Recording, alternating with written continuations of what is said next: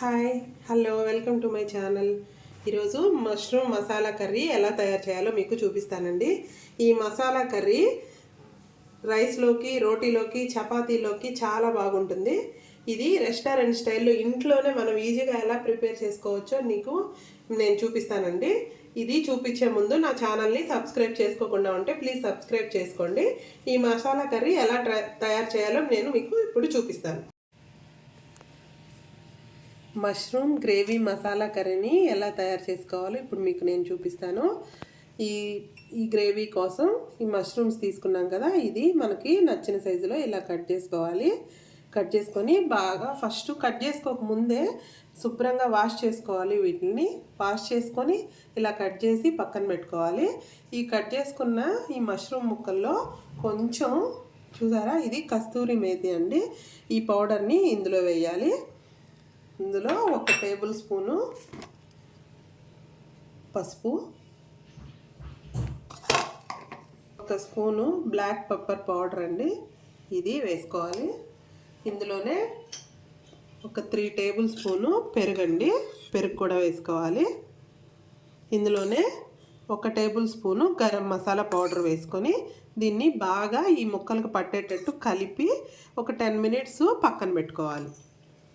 Stove on చేసుకొని ఒక pan పెట్టుకొని ఇందులో 2 to 3 టేబుల్ స్పూన్స్ ఆయిల్ వేసుకున్నాను. తర్వాత హోల్ గరం మసాలా అనేవి షాజీరా, చెక్క, మొగ్గ, ఇలాచి ఇవి వేసుకొని ఇందులో వేసుకుందాం. కొంచెం అలా ఫ్రై చేసుకుందాం. ఇలా కొంచెం ఫ్రై అయ్యాక ఒక 2 ఆనియన్స్ ఇలా సన్నగా చాప్ చేసుకొని ఇందులో వేసుకుందాం. ఇవి బాగా గోల్డెన్ బ్రౌన్ కలర్ వచ్చే వరకు మనం వేపుకుందాం. చూసారా, ఇలా బాగా మగ్గిపోయిన తర్వాత ఇందులో 2 పచ్చిమిర్చిని ఇలా చీలికలుగా కట్ చేసుకొని ఇందులో వేసేసుకుందాం. కొంచెం అలా వేపుకుందాం. ఇలా వేపుకున్న తర్వాత 1 టేబుల్ స్పూను అల్లం వెల్లుల్లి పేస్ట్ని వేసుకుందాం. ఇవన్నీ ఇందులో వేసే ఇంగ్రీడియంట్స్ అన్నీ కూడా బయట నుంచి తీసుకొచ్చినాయి కాదండి. అల్లం వెల్లుల్లి పేస్ట్ కానీ ఇందులో ఏం వేసినా అన్నీ ఇంట్లోనే ప్రిపేర్ చేసుకున్నాం. ఇప్పుడు సరిపడినంత కారం వేసుకుంటాము. నేనైతే 2 టేబుల్ స్పూన్ వేస్తున్నానండి. మీకు రుచికి తగినంత మీరు వేసుకోండి. ఇందులోనే కొంచెం పసుపు కూడా వేస్తున్నాను. పసుపు ఇందులోనే 1 టేబుల్ స్పూను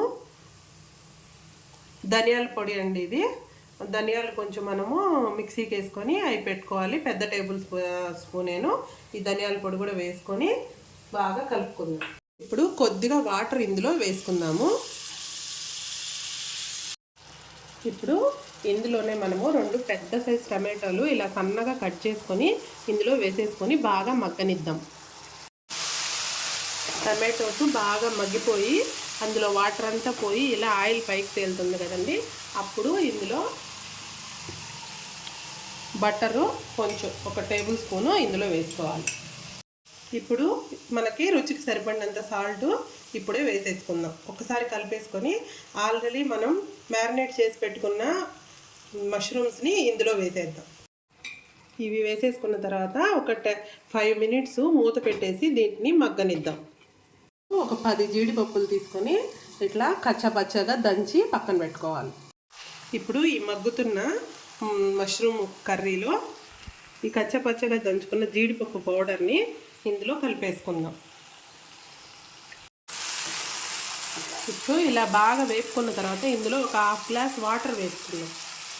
ఇప్పుడు లో టు మీడియం ఫ్లేమ్లో ఈ ఒక 10 మినిట్స్ని బాగా ఉడకబెట్టుకుందాం. ఇప్పుడు చూసారా, కర్రీ రెడీ అయిపోయిందండి. ఇప్పుడు దీనికి పైన కొంచెం కొత్తిమీరతో ఇలా దింపేసే ముందు కొద్దిగా కొత్తిమీర చల్లుకొని ఒకసారి కలిపేసుకొని దింపేసుకోవడమేను.